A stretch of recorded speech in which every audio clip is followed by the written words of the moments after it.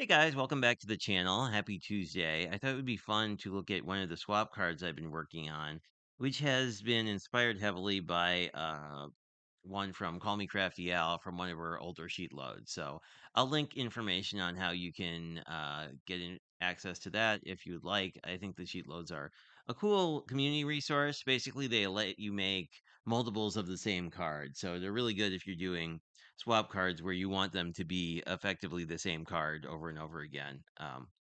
And the reason for that, I don't know if you guys may be new to swaps or if you're doing your first swap. It just makes it easier in the sense that no one feels left out. Like if you made six different cards, like someone might not have gotten the card they wanted. So often, like a lot of swaps will really like you to do the same card for that reason. And we're going to pick what kind of a card we want from our greetings of the season and our everyday greetings pairing sentiments. These are both online exclusives through Stampin' Up. Info on that is down below as usual. But let me just show you. This is essentially how the card comes together. And for the original mock up here, I did thinking of you as the sentiment, but we can do something a little bit different. So the pieces for this are a A2 card base. This is crumb cake, but you can use whatever you want. With a colored card base, I always cut a matting layer. This one is, as you might imagine, 5.5 by 4. Sorry, 5.25 by 4. And that just goes on the inside, so there's a place to write.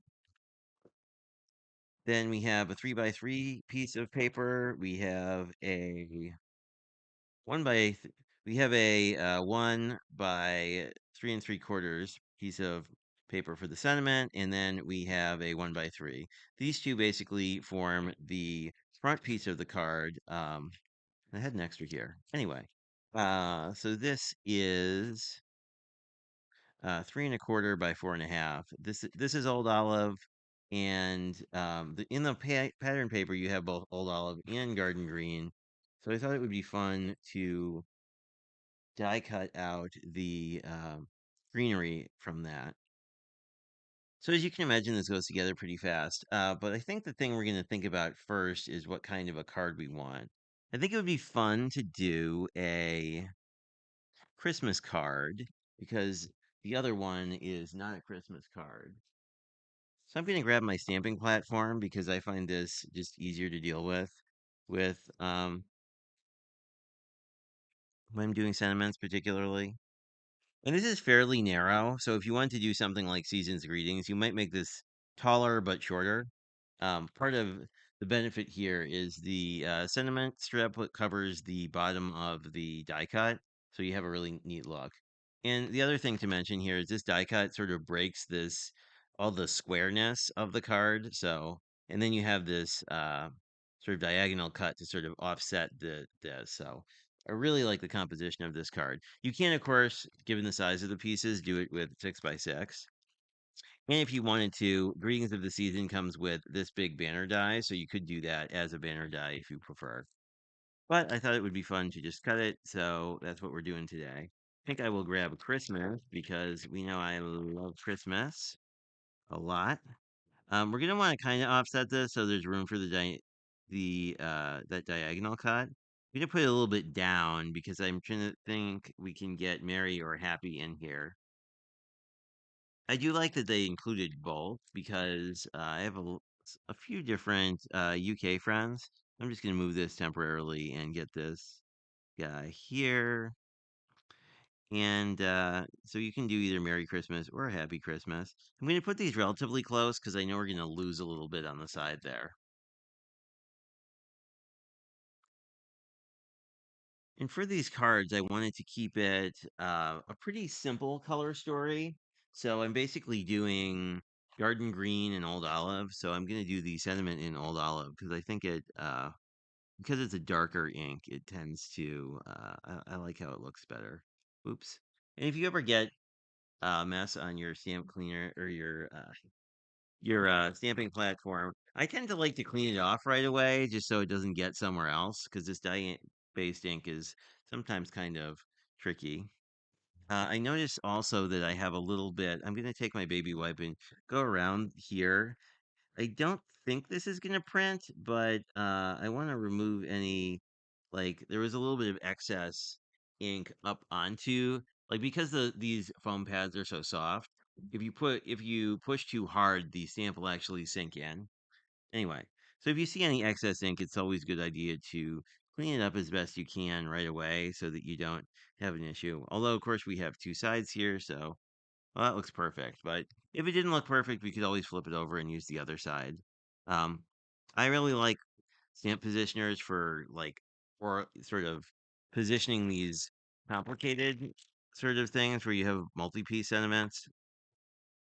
I tend to use blocks the rest of the time just because they're convenient and they take up less space and you can just sort of leave them on your desk while you're working. But both work. Use whichever brings you joy. So you're going to close the ink, which generally I try to close up or move my ink as soon as it's done being used, just because it's really easy to stick your hand in it, and then that can get a little tricky later. Anyway, we have our Merry Christmas, so we will set that off to the side. I don't think we need to stamp anything else. We can think about if we want to, we may want to stamp something on this card base. Um, so let's think about that. If there's anything, I was thinking we might do, oh, let's use this really big, there's this really big and beautiful holiday sentiment. There's one that says it's the most wonderful time of the year. There's another really big one that says, "May your holiday season be filled with warmth, cheer, and celebration." Let's grab one of them. This is the most wonderful time of the year, which I think we will do because it kind of mirrors the. Can you put this in the center, but a little bit up? This sort of mirrors the thing we have going on with the Christmas, with the Merry Christmas, where it's basically two different fonts together. I'm just going to grab this and I'll pull my ink back out. You could, of course, do either or both of these in black if you prefer. I'm just going to tap this lightly. There we go. Looks like we inked up the whole thing, and we're just going to put this down. Same thing as before applies, where that looks pretty nice. If this didn't look nice, you could flip it over and stamp it. Because once we have this stuck down, no one will ever know if you stamped it right or wrong the first time. But we are doing quite well today. So that's most of the work of this card. Well, that's not true. I did a lot of pre-work and pre-cutting, but you don't necessarily need to like follow the main cutting guide or do a whole set. You could certainly cut these pieces individually. And the neat thing is, all these pieces are kind of small, so they work really good if you have leftover strips. What I tend to do is see if there's a nicer side to the card base. As you can see, when this folded, it's not 100% even. So I'm going to put the longer side on the front and then grab my tape. The fabulous thing about this dye ink is it dries almost instantly because it sinks directly into the paper, which is great because there's not a lot of dry time. I'm just going to use some ATG to stick this together. But you could also use wet glue. The nice thing about the Stampin' Up! Cardstock is that it's relatively thick, but still thin enough where it's pretty easy to cut. There we go. We could use an extra die cut and, do something. We could do more things on the inside if you want. I'm going to leave this as is, so there's a place to write a message. But you could kind of cut this down and do something like that if you wanted to. Anyway, moving on to the front, I'm going to put my card base aside and grab my piece of old olive here.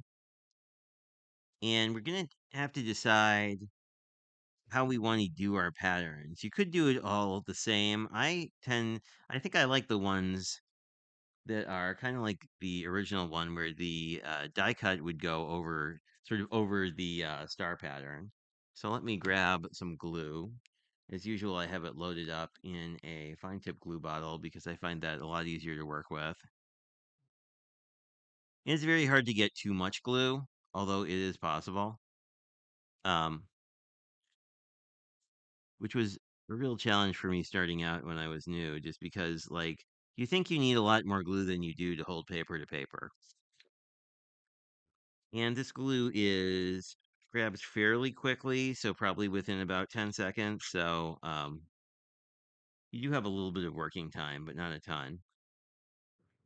I feel like with the leaves pointed in this direction, it's more the correct orientation, but it's mostly a non-directional piece of pattern paper. So I'm just gonna lay it down there. As you can see, this piece is a little bit longer. We could have checked it first, but I think it'll be totally fine. If that kind of like margins being different thing bothers you, of course you can do it differently. Then I'm gonna grab my whoop. Then I'm gonna drop the card on the ground. But I'm gonna grab my tape again to get this onto the card base. There we go. Oops. And sometimes it'll bunch up like that. You can just rip that piece off and get rid of it unless I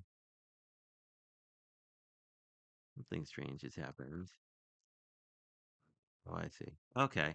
Sometimes the downside to these tape guns is sometimes they'll get caught at weird places. So basically what was happening was the adhesive was coming off on this other roller. Anyway, not that that's super interesting, but we are back in business. It is one of the side effects of those tape rollers, and they're like a little bit finicky. So if that's not your thing, feel free to use wet glue, or the smaller ones work really well. Either my preference is the Stamp and Seal Plus because it's really strong, but the normal Stamp and Seal works similarly. Anyway, there we are. I'm gonna grab my wet glue again to just wet glue get the this die cut on. What we're gonna try and do is put it at a diagonal angle, and what we want is the tip of this to kind of protrude beyond the this border.